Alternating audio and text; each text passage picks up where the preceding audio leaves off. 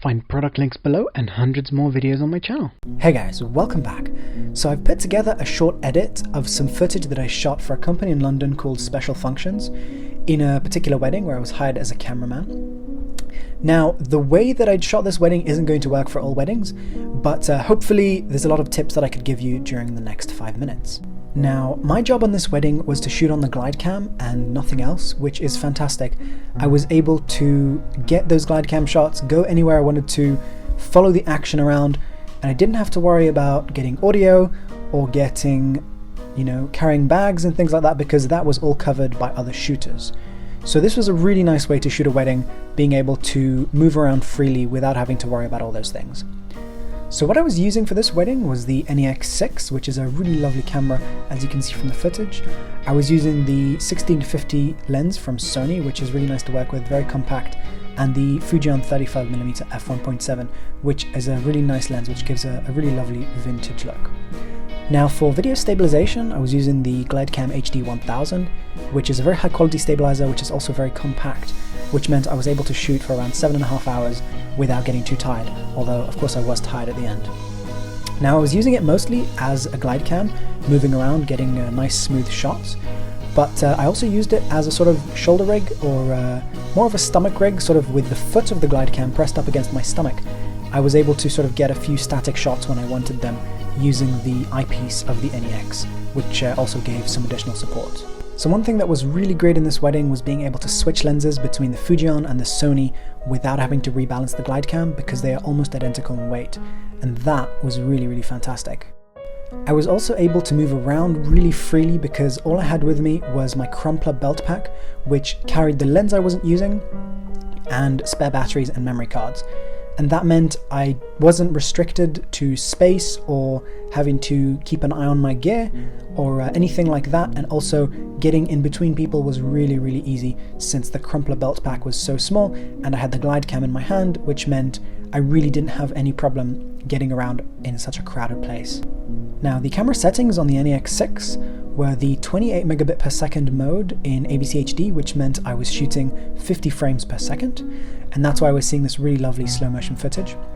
And the exposure was set to 1/100th of a second, which meant I was getting really nice motion blur, not too much, not too little, on the slow motion footage that I'd shot, because I knew that most of it would be used as slow motion footage.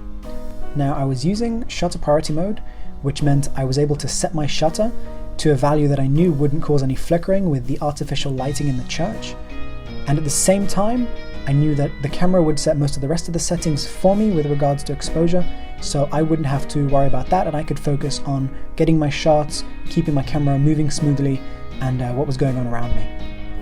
Now, another really important thing to note about camera settings is that when shooting on any NEX camera, you really want to have the sharpness set to -3 in the picture style.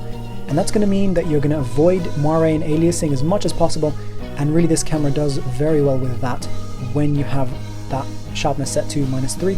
And it doesn't mean that your image isn't going to be sharp, it just means that the camera isn't doing any digital sharpening, and that if you want to sharpen it digitally, you can then do it in post much better. Now, I'm using the portrait picture style with the contrast set to -3, which means I'm getting as much dynamic range out of this camera as I can, and then I can add that contrast back in post.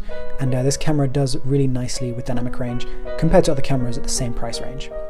Now, what we're looking at here is the before and after of the color grade, and as you can see, it's not a huge difference. I haven't done much to it, just added some contrast, and this scene was actually quite difficult to expose for because it was in very bright sunlight. Now, if we pause the footage right here, we can see a very common compatibility issue with ABC HD, and that is the computer doesn't see everything in the highlights, and it actually clips more than was clipped in the original footage.